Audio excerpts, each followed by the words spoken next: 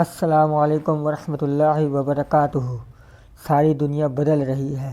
مراکش سے لے کر چین تک، ترکی سے لے کر سعودی عرب تک، ملکوں سے لے کر جماعتوں تک، جنگوں سے لے کر معاشروں تک، لیکن ہمارے لکھاری، قلمکار اور دانشور ان تبدیلیوں کو دیکھ کر بھی اپنے آپ کو بدلنے سے انکاری ہیں۔ سالہ سال تک دنیا میں قتل و غارت کرنے کے بعد ان 20 سالوں میں پہلی بار امریکہ کو محسوس ہو رہا ہے کہ عسکری جنگ کے بجائے معاشی جنگ سے مسلمانوں کا زیادہ نقصان کروایا جا سکتا ہے، اور وہ مسلسل اسی کوشش میں اسلام کی آواز اٹھانے والے ممالک بالخصوص پاکستان، سعودی عرب اور ترکی پر معاشی پابندیاں لگوانے کی کوشش کرتا ہے۔ اب جنگ کے انداز بدلے تو دفاع کا طریقہ بھی بدلنا چاہیے، اور اسی مقصد کے لیے جس ملک کو جو سمجھ آ رہی ہے وہ اپنا دفاع یعنی اپنی معیشت مضبوط بنانے کی کوشش کر رہا ہے، وہ اسی انداز میں اپنے ریاستی معاملات میں تبدیلی لا رہا ہے، اور تبدیلی کا مطلب ہی یہی ہے کہ پہلے وہ یہ نہیں کرتا تھا، اور اس لیے کیونکہ پہلے اس کی افادیت کا علم نہیں تھا، یا پہلے وہ اسے غلط یا حرام سمجھتا تھا، اب وہ اسے مجبوری میں یا خوشی سے حلال سمجھ کر کرنے لگا ہے۔ لیکن بھلا ہو ہمارے دانشور ناقدین کا، جنہوں نے کسی سابقہ دشمنی کا بدلہ موجودہ تبدیلیوں کو نشانہ بنا کر لینا ہوتا ہے۔ جس نے بھی اپنا پرانا امیج تبدیل کرنے اور اپنا اچھا امیج بنانے کے لیے جو کچھ بھی کیا، تنقید کا نشانہ ضرور بنا۔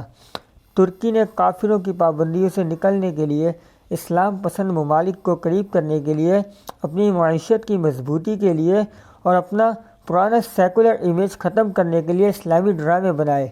آیا صوفیہ مسجد آباد کی، اور اس کے نتیجے میں پوری دنیا سے نہ صرف داد تحسین حاصل کی بلکہ تنقید بھی برداشت کی،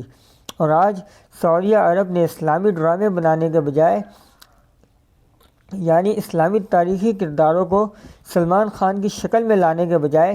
غیر اسلامی ڈرامے کنسرٹ بنا کر امریکہ کی نام نہاد غلامی سے نکلنے کی کوشش کی، تو تب بھی تنقید۔ اور تقریباً یہی صورتحال ہمارے پاکستان کی ہے، بلکہ یہاں تو کچھ بتانے کے قابل بھی نہیں کہ یہاں اسلام کے نام پر کیا ہو رہا ہے اور معیشت کی بہتری کے نام پر کیا سیاست چل رہی ہے، آپ بہتر سمجھتے ہیں۔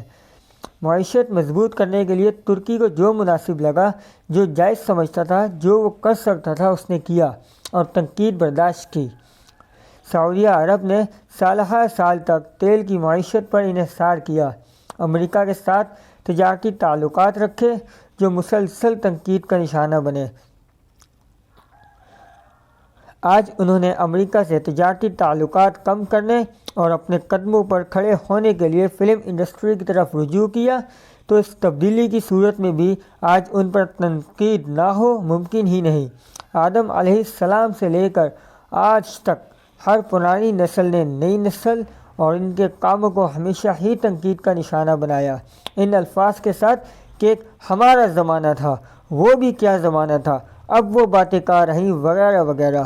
ہر پرانی نسل نئی نسل کو یہی بتاتی آئی ہے، اور ساتھ ساتھ یہ بھی کہ اب بے حیائی تو بڑھ گئی ہے۔ یقین کریں یہ بات غلط بھی نہیں، تاریخ اسلامی میں سب سے بہترین زمانہ اللہ کے نبی حضرت محمد مصطفیٰ صلی اللہ علیہ وسلم کا تھا اور رہے گا، اور ان کے زمانے کے بعد فتنے ہی فتنے، اور وقت گزرنے کے ساتھ ساتھ یہ فتنے مسلسل بڑھتے جائیں گے۔ بس ہر نئی نسل کا کام ان فتنوں کے درمیان رہتے ہوئے بھی اپنے آپ کو ان فتنوں سے بچانا اور اپنے آپ کو اسلام پر قائم رکھنا ہے، اور پرانی نسل کا کام نئی نسل کو یہ باور کرانا ہے کہ ہمارے دور میں تو کوئی ایسا سوچ بھی نہیں سکتا تھا جو کچھ اب ہو رہا ہے۔ اب ہمارا فرض یہی بنتا ہے کہ ہم بجائے کسی پر تنقید کرنے کے، بجائے کسی کام کو برا بھلا بولنے کے، ہمیں چاہیے کہ ہم اپنے گریبان میں جھانکیں اور اپنے مستقبل کی بہتری کے لیے کام کریں۔ جزاک اللہ، اللہ حافظ۔ آپ کو ہماری ویڈیو پسند آئی تو ہمارے چینل کو سبسکرائب کیجئے۔ اگر آپ یہ ویڈیو فیس بک پر دیکھ رہے ہیں تو ہمارے پیج کو فالو کیجئے۔